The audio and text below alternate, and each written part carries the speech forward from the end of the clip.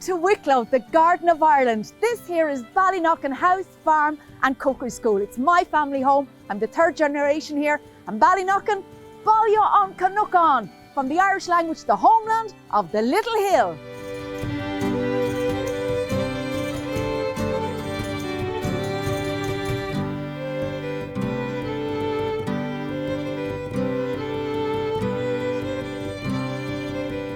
Welcome to Ballyknocken House, Farm and Cookery School. I'm Catherine Fulvio and I'm actually the third generation here on our traditional Irish farm.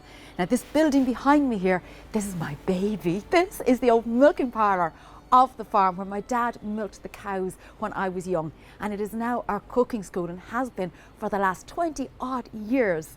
And I'm delighted to be able to show you today a little bit of our farm, a little bit about our herb garden, our vegetable gardens. There might even be a few sheep involved, and I also want to show you really gorgeous, tasty Irish bread.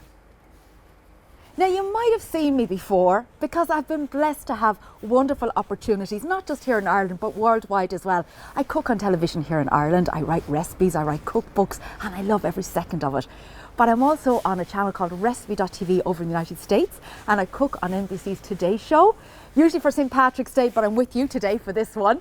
And also I have shows on Netflix as well over the years. So I love to share my knowledge of cooking, but my passion, and especially my passion for everything Irish. And I'm thrilled to have the opportunity to show you a little bit of our gardens and tell you a little bit about our family story as we walk around. So do come with me.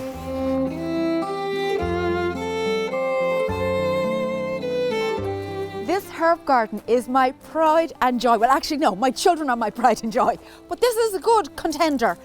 I planted this before I even opened the cooking school because fresh herbs are so important to me in cooking. To me, it's the difference between something that's ordinary and extraordinary. And when you're here, I'd love to have the opportunity to show you all of these wonderful herbs that we grow. Everything from lemon verbena to lemon balm, bay, pineapple sage, regular sage, you name it, I think we have it. So do come and have a good look at our herb garden and get a feel for everything that grows. You'll be amazed at what grows in Ireland. A lot of people are amazed about what grows in Ireland. We are very blessed with our climate. Now, if you ask an Irish person, they'll say to you, well, I don't know, the rain and the wind, the weather, do you know, but we do have a mild winter. We really don't have that much snow. We've had no snow this winter. We're now into spring. There's no frost whatsoever.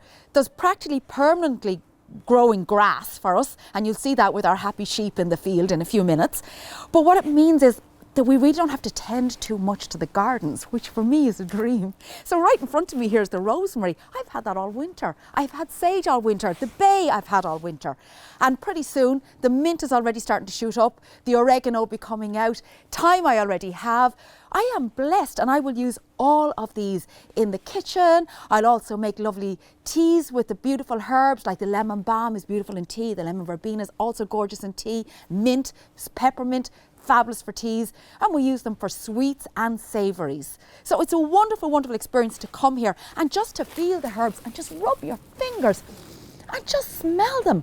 My goodness, it sends you to a whole new world.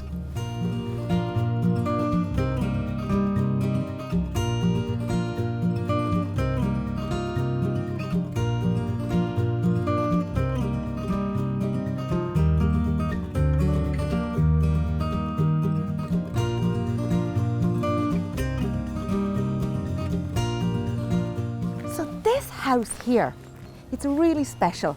It was not only my home growing up, it's my kids' home, but it was also the home of my father and his parents as well. I'm the third generation here, my children are the fourth generation.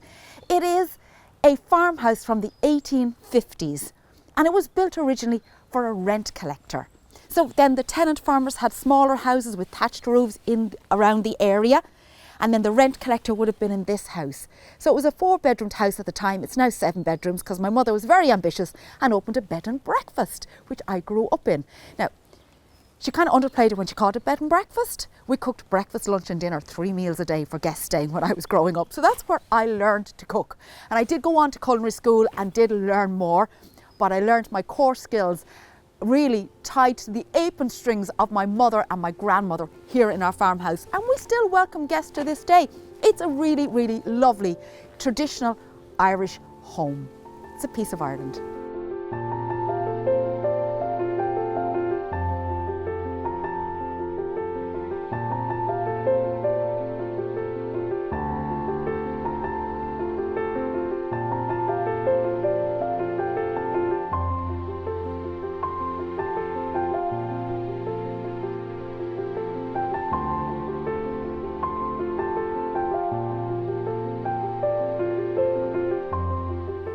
I couldn't welcome you into my cookery school without showing you the most authentic Irish recipe, and that is soda bread. And the one I'm showing you is my grandmother's recipe. Now I've tweaked it a bit. I'm sneaking a little bit of Guinness into it, and then I'm putting in some pecans and some dates. My grandmother used to always use raisins in the soda bread, but I prefer dates. But there's options. Now we need to talk about ingredients for soda bread. The flour is very important, and I want to make a wholemeal soda bread or whole flour soda bread. And so for that, we have this special flour in Ireland that we call stone ground wholemeal flour. And if I can just show it to you here, it has this lovely texture to it. It's nice and rough. So I have found when I tried to make this recipe abroad, the brown flour or wholemeal flour or whole wheat flour is more finely milled. So my top tip, go buy your regular whole wheat flour, but add some bran in. A little bit of bran gives you that lovely texture, and that's that nuttiness that you need when you make soda bread. So in goes our flour. So we pop it in.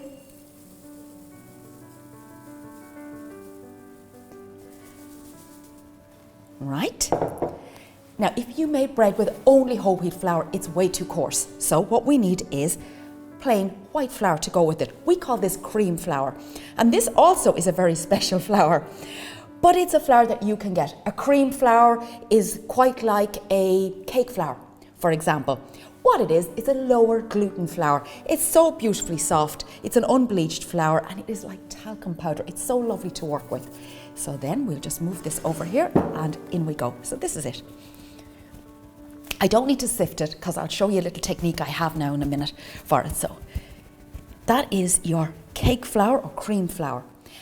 And there's an absolute reason why we call this soda bread, not just because we're putting baking soda or bicarbonate of soda in it, but this flour that I've just used is a lower gluten flour. And with a lower gluten flour, yeast doesn't work.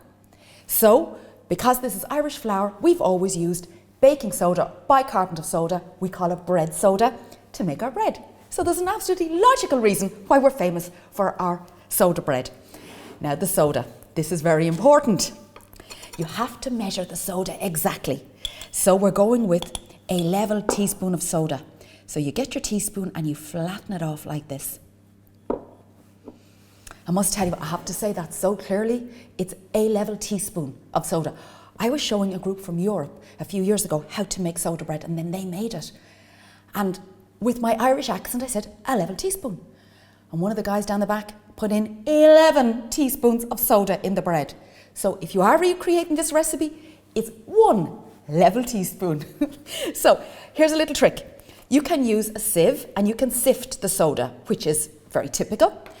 But the way I learned from my grandmother, and she learned from her mother, is the back of the hand. So you put on the palm of the hand, you put the soda on the palm of the hand and you use the spoon to flatten out. And that takes those lumps out, because you don't want little lumps in here. You'll have green spots in your bread. And you scrape it off. And that's the soda gone in. Now, the next part is aeration. So we need to put our hands in, except I forgot salt. Forgot the obvious, you can't have bread without salt. And then we'll aerate. So it's about a teaspoon of salt goes in. Now your hands go in, and here's your aeration. And you get it nice and high, and you let all your dry ingredients mix beautifully. And you didn't have to sift the white flour. You wouldn't sift the whole wheat flour anyway, because it's coarse. And that's how you mix your dry ingredients. There you go, that's lovely. This is an incredibly quick recipe, I can tell you. So you'll have it made in no time, and you'll be able to sit back and have it with some lovely smoked salmon or some cheeses. Oh, it's gorgeous. Now, the next ingredients More dry ingredients. We're going to put in chopped dates. You can put in apricots, raisins, or nothing. You know, you can just make it plain. So in go the dates. And then I'm using pecans. Again, optional, or you can use walnuts, hazelnuts, seeds. Very popular are like a mix of seeds in there, pumpkin seeds, sunflower seeds. It's really nice and very healthful as well. So in goes that. Now, we do need to just mix these again, just to make sure they're coated in the flour. Beautiful. Now, I'm going with a little bit of sugar. This is very optional. My grandmother definitely never put sugar in here. But I find if you use Guinness in the soda bread, it's a little bit more tart and the sugar just balances it. And I love this beautiful dark soft brown sugar. It's got a kind of a treacly or molasses flavour off of it as well, or caramel. So in that goes. And we just give that a little mix in. And now we're on the home stretch. So the next ingredient, this is buttermilk. If you don't have buttermilk, top tip, you can mix natural yogurt with regular milk and you can make your soda bread very easily that way. So we're going to make a well and we're going to pour in the Guinness. So in goes the Guinness. And then we'll go with our lovely buttermilk. Now, I never put it all in at the beginning. I just stir it around and just see how the dough comes together. Because it depends on the flour you're using and it depends on how well also you've mixed your ingredients. And measured your ingredients, of course, as well. So now I think it's time for me to put my hand in. So I'm going to make this the real traditional way. So with your clean hands, you can now go in. And now you get a feel for the dough and you're kind of thinking, gosh, does it need more liquid? Yes, it does. So let's go with a little bit more of the buttermilk and we just start mixing it round again and we start working the buttermilk into the flour mix. See the way I'm just moving the bowl and using my fingers just to move the dough around? What I am not doing is kneading it together. There we go, and we've another little drop of Guinness here we can pop in and we give that another knead around and we bring this together into a soft dough and that is perfect. Now it's beginning to gel together nicely. Now we can squeeze the dough together. The trick with soda bread is light handling. What you don't want to do is a lot of kneading with this recipe. And this is looking really good. So now I can squeeze everything together and then I'll take it out onto my work surface and I'll give it a little knead. Just light kneading. So it's important for you to see the texture of the dough. So I'll take it out now and show you. Okay. So now we have a little bit of flour on our work surface like so. Just a dusting, very light. And then we take the dough out. Now, see the dough? It's not dry. It's not sticky either. It's just a nice, reasonably soft dough. It's kneadable, but it's not sticking to my table. That's important. So if it was really tacky, you would add in a little bit more flour at this stage. The texture is important in making this recipe. So now we're just using some dry flour just to take all those bits off of our hands because we want to be able to see all our fingers when we're kneading. Okay, and this is the kneading technique. Hands are straight like that, and now you're going to use the heel of your hand. So you're like this and just gently kneading it, you see? And you're just doing a little mini rotation with each knead. So you're getting your dough together into a nice soft mix. And there it is.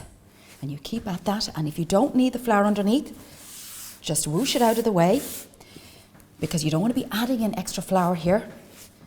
These are all the little tips and techniques that you need to learn, even though it's such an easy recipe and I'm at pains to say that to you. What you want is, you want success first time. There we go. See, it's come together now into a nice dough. And we can just move that aside. You can flatten this and cut them out into little scones, little scone shapes if you wanted to, and they'll bake a lot quicker. But I want to show you the traditional way. So for that, you spin. Give it a spin, hand straight, spin, press down. Spin and press. Spin and press. You're getting the full workout today. Now, you see, it's a nice oval shape. I'm happy with that. And we can go down a little bit lower because this will rise. So I think we're probably at about just above an inch high, maybe about 3 centimetres high. Now this is very important. What you do is then, you get a knife and you score the loaf into quarters. My grandmother used to say by scoring it, you were representing the 4 provinces of Ireland. And what I learned much later on in life is, it has nothing to do with that, it's to do with the baking process, because in our farmhouse at home, this would be on the open fire on a skillet, so the heat would come from underneath. So by scoring it, the heat gets inside so the dough bakes. But it's also a really traditional look. So let's score it. So you go about halfway down, like this, and across this way also. And then you make a little incision into each one, like that. And then you can get your baking tray, and your oven is already preheated. So now straight on to our baking tray. So I have baking parchment here, a little bit of flour, and then optional extras if you want. You can pop on some more pecans and just let them kind of sit into it, push them down a tiny bit, and they'll just caramelize nicely on the top. And oatmeal is always popular on top of soda bread, and it just bakes into it. Always looks so nice. And very traditional as well. Now this goes into the preheated oven. About 45 minutes later, we shall have delicious fresh soda bread.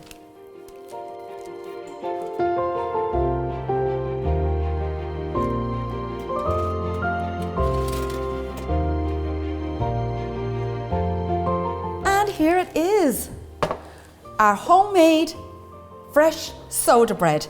It is hot, hot, hot. So just gently lift it here, let it cool. When it's cooled, we can crack it open and you'll see what the inside of the soda bread looks like.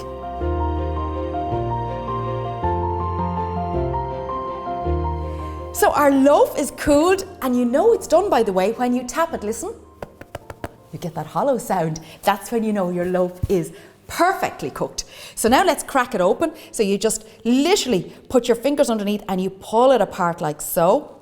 And this is the traditional way of opening the loaf, and oh my goodness, look at this, I'm so excited. This is amazing. So here is our loaf, and you see that lovely crumbly texture. That's exactly what you want with a really good Irish soda bread. You could of course slice it, but we always learn just to crack it open into the quarters and then pull it apart or slice it. This is going to be gorgeous with some creamy Irish butter. And for more Irish baking inspiration, I've made these beautiful sweet scones. We are famous for them here at Ballyknocken. And hopefully you'll get to visit us as part of an excursion with Viking cruises. However, I must also add that you will have the ultimate scone experience, because we make our own homemade rhubarb and ginger jam here. We grow our own rhubarb. It's our signature. And we serve these scones with gorgeous creamy Irish butter. And to cap it all, of course, a cup of Irish tea. And if you're looking for a little bit more inspo, I also have for you here our cookbook. So this is my cookbook, A Taste of Home, and I wanted to show you what you can make with the leftover Guinness from the soda bread. Of course you could drink the Guinness if you wanted to, but this here is beef and stout pies, or beef and Guinness pies, and the pie crust on this is divine. It is a lovely potato pie crust. You will love it. So I hope in some way I've inspired you to make something very special, and I hope I've given you a good taste of Ireland, and I look forward to welcoming you soon.